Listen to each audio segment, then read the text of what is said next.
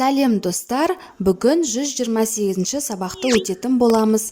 Каналымызға міндетті түрде подписаться батырмасын басып, жазылып алыңыздар. Сіздер үшін пайдалы басқа да сабақтар шығып отырады. Сөз таптары, 40-ші жаттығу, мәтінді тыңда. Ауылға барғанда.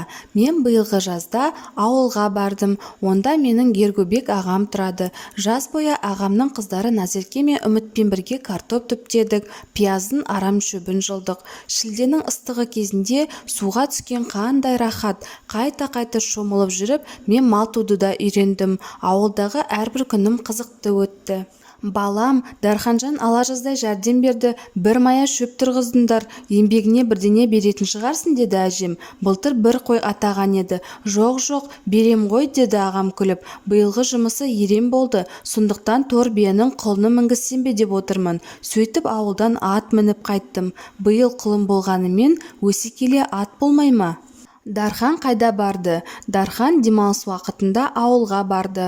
Ауылда Дархан немен айналысты? Ол қандай бала? Дархан картоп түптеді, пияздың арам шөбін жылды, малдың қысқы азығын шөбін жинады. Дархан өте еңбекқор бала.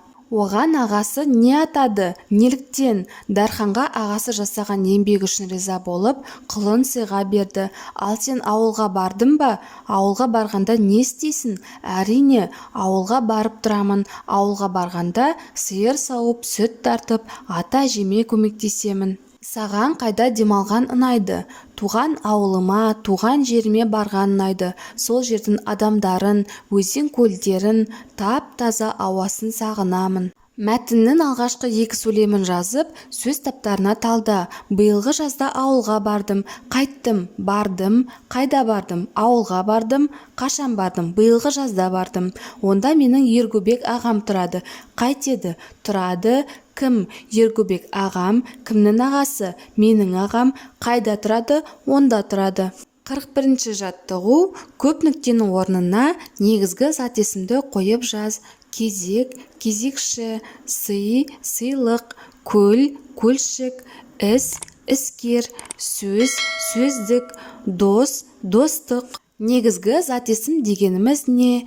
Негізгі зат есім түбір сөзден тұрады. Туынды зат есім дегеніміз не? Бұлардың бір-бірінен айырмашылығы неде? Туынды зат есім түбір сөзге жұрнақ жалғану арқылы жасалады. Айырмашылықтары: негізгі зат есімге жұрнақ жалғанбайды, туынды зат есім міндетті түрде жұрнақ жалғану арқылы жасалады. 42-ші жаттығу. Кестені тиісті сөздермен толтыр. Түбір сөз, жұрнақ, туынды сөз.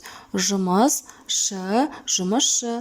Бала, лық, балалық. Тыныш, тық, тыныштық. Ғарыш, кер, ғарышкер. Ой, ла, ойла.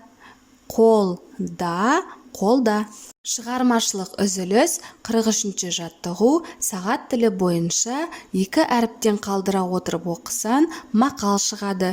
Қай әріптен бастап оқу керек? Жауабы: оқу инемен құдық қазғандай.